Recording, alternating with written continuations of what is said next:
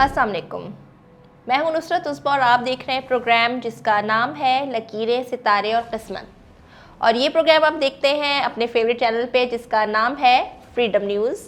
और इस प्रोग्राम में हम बात करते हैं आपके ज़ोडिएक साइंस के हवाले से, आपके की पामिस्ट्री के हवाले से, और वो पामिस्ट्री जो कि वो रीडिंग जो कि आप मुझे अपने हैंड प्रिंट्स के ज़रिए मुझसे सवालात करते हैं। हैंड प्रिंट्स आप हमें कैसे भेजते हैं?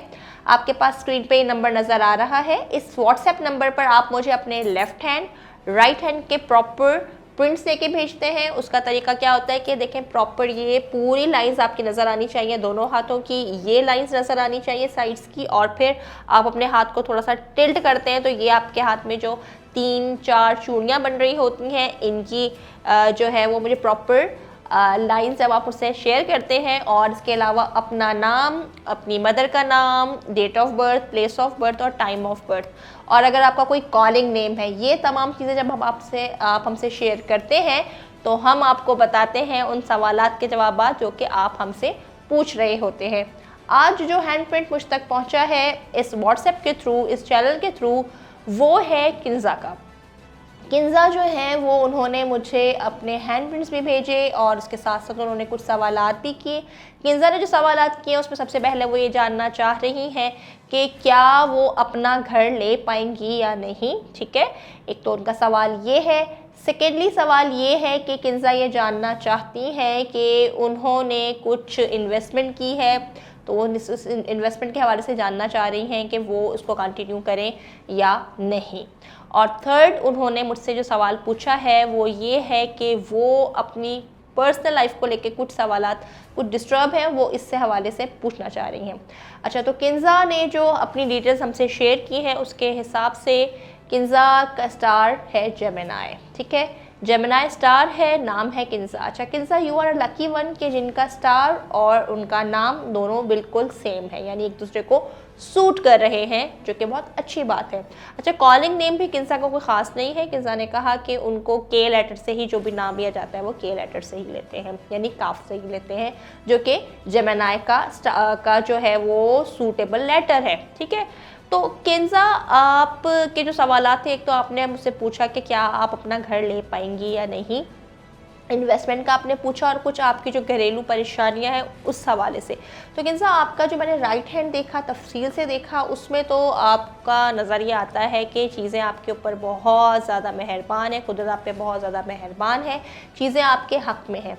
जो बात परेशान कुन है, जो आपकी ज़िंदगी में डिस्टर्बेंसेस आ रही हैं, उसका रीज़न ये है कि कहीं ना कहीं आपका बिहेवियर वो नहीं है जो कि होना चाहिए। आप ज़्यादा मौक़ों पर डिस्टर्बन हो जाती हैं, जो कि आपकी चीज़ों को डिस्टर्ब कर रहे हैं, आप ज़्यादा ज़िद्दी हो जाती हैं। अच्छा, तो जो सवालात हैं उनके जवाबात मैं देती चलूँ कि आपने जो इन्वेस्टमेंट की है, नज़र आ रहा है कि आने वाले वक्तों में ये आपको फ़ायदा ही देगी इंशाल्लाह, और जो प्रॉफिट है वो उसका इंशाल्लाह आपको बढ़ता ही रहेगा, मिलता ही रहेगा। फिर आपने सवाल ये किया कि क्या आप अपना घर ले पाएंगी, तो बिल्कुल ये जो इन्वेस्टमेंट माशाल्लाह आपने की है। अच्छा, और ये भी बताते चलूँ कि इनके हाथ में लगता है कि ख़ानदानी तौर पर इनके पास काफ़ी सारा पैसा है जो कि आ रहा है, यानी कि सिर्फ इनकी अर्निंग नहीं है। कुछ लोग होते हैं जो अपनी हेल्प, मतलब सेल्फ हेल्प, या आप ये कह लें कि सेल्फ मेड होते हैं, बचपन से मेहनत करते हैं तब जाके कुछ मकाम पाते हैं। कुछ लोगों पे दौलत की देवी मेहरबान होती है, और किन्ज़ा का शुमार उन लोगों में है जिनके पास जो है वो ख़ानदानी दौलत है, जो कि जिससे उनको बहुत ज़्यादा जो है वो फ़ायदे हो रहे हैं। अच्छा, और जो घर भी इंशाल्लाह अपना ले पाएंगी, और मुझे लग रहा है कि आने वाले 2 साल में आप अपना घर ले चुकी होंगी। ठीक है ना। अच्छा, थर्ड जो आपने सवाल किया वो आपने अपनी घरेलू परेशानियों के वजह से के हवाले से किया है। अच्छा, आपके हाथ में जो मैंने लाइंस देखी हैं उससे मुझे ये नज़र आ रहा है कि डिस्टर्बेंस जो है वो आपको ज़्यादा है, और आपके लाइफ पार्टनर को वो डिस्टर्बेंस थोड़ी सी मुझे कम लग रही है। इसका मतलब ये हुआ कि वो तो आपसे खुश हैं, आपके रवैये से, आपके, लेकिन आप कहीं ना कहीं उनसे नाखुश हैं। अच्छा, अब इस चीज़ से कैसे आप मुकाबला करें, कैसे छुटकारा पाएँ?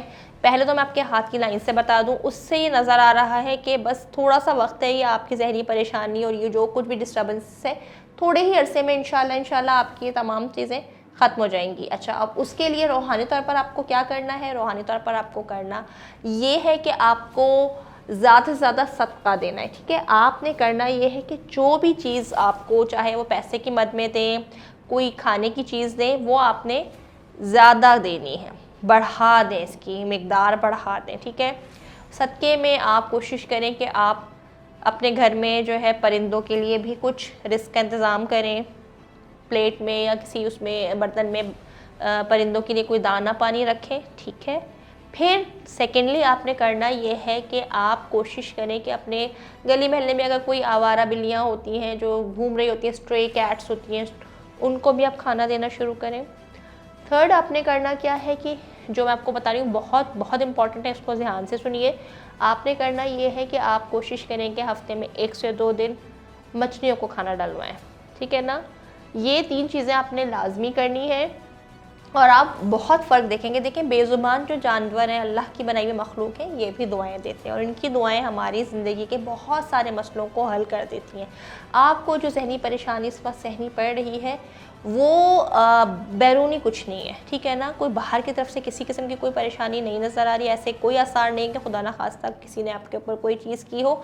ये अंदरूनी तौर पर है, ज़हनी डिस्टर्बेंस है और ये उसी वक्त ख़त्म हो सकती है जब आप रूहानी तौर पर मजबूत होंगी। ठीक है, अपनी रूहानी तौर पर मजबूत होने के लिए आपको करना ये है कि आप अल्लाह की मखलूक को खुश रखना शुरू करें।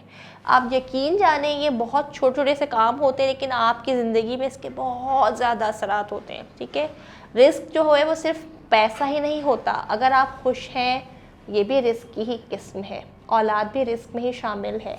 अगर आप जो है वो सेहतमंद हैं तो ये भी रिस्क की ही एक फॉर्म है। ठीक है ना, हम रिस्क को सिर्फ खाने पीने तक ही महदूद नहीं रख सकते, तो इसलिए अगर ये चीज़ें हम सदका जो करते हैं तो सदका आपके रिस्क को बढ़ाता है और ये प्रूव्ड है।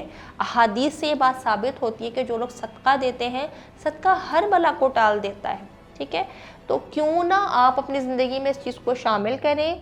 अच्छा, इसके साथ साथ किन्सा मैं आपको ये मशवरा देना चाहूँगी कि कुछ कलर्स हैं जो कि आपने कोशिश करने हैं कि ज़्यादा यूज़ करने हैं और जो जेमिनाई के लिए सूटेबल कलर्स होते हैं वो होते हैं green and yellow. Yellow and green, ये 2 कलर्स हैं जो कि आपने यूज़ करने हैं।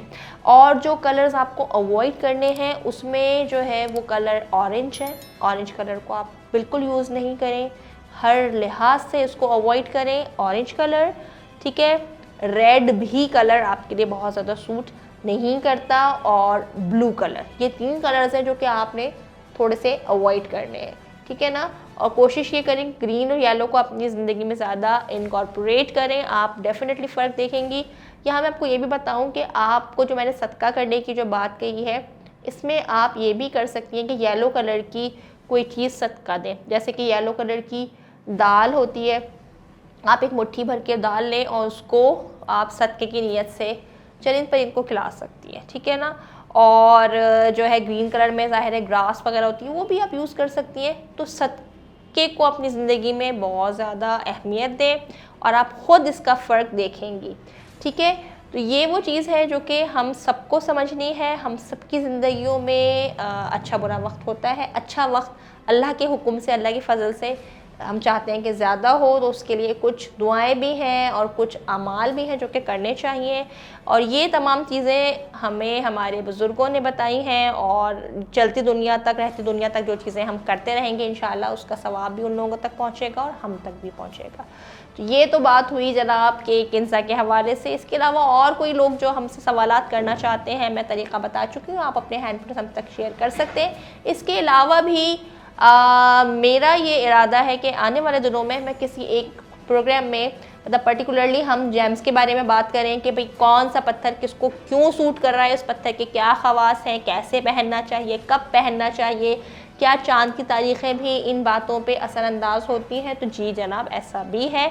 अभी कोशिश ये कि आपको बेसिक चीज़ें बताई जाए, लेकिन जैसे जैसे हम आगे बढ़ते जाएंगे वैसे वैसे इंशाल्लाह आपके साथ मज़ीद डिटेल से चीज़ें शेयर की जाएंगी। तो अपने इर्द गिर्द के लोगों का बहुत ख्याल रखें और कोशिश करें कि आपकी ज़ात से किसी को तकलीफ़ कम अज़ कम जानबूझ के ना हो। अनजाने में तो अल्लाह ताला भी माफ़ कर देता है और आप भी माफ़ करना सीखें दूसरों को, इंशाल्लाह आपकी ज़िंदगी बहुत अच्छी हो जाएगी। मुझे और मेरी पूरी टीम को अपनी दुआओं में याद रखिए। इंशाल्लाह आपसे होगी जल्द मुलाकात नेक्स्ट प्रोग्राम में। तब तक के लिए टेक केयर, अल्लाह हाफ़िज़।